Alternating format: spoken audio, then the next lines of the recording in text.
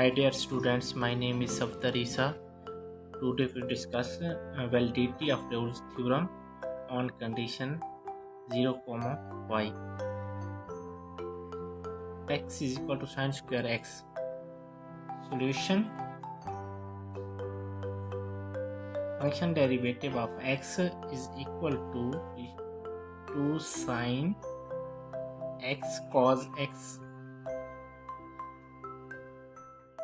Function derivative of x, while 2 sine x cos x is equal to sine 2 x. Function derivative of c is equal to sine 2c. Function of 0 is equal to sine square 0. We put 0 condition value,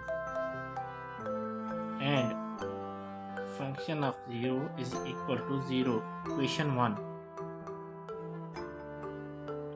Now put second position.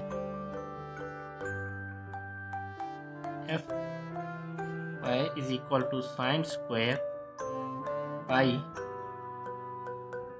f y is equal to sine square pi is equal to 0.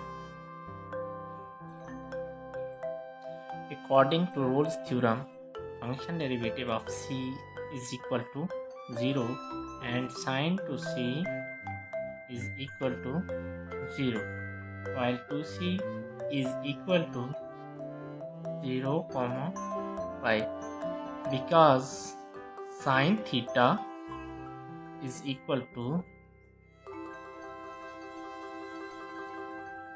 and c is equal to 0 and pi. From equation 1 and 2, fx is continuous. From equation 1 and 2, fx is continuous on 0, pi, and c is equal to pi over 2 is continuous on, and c is equal to pi over 2.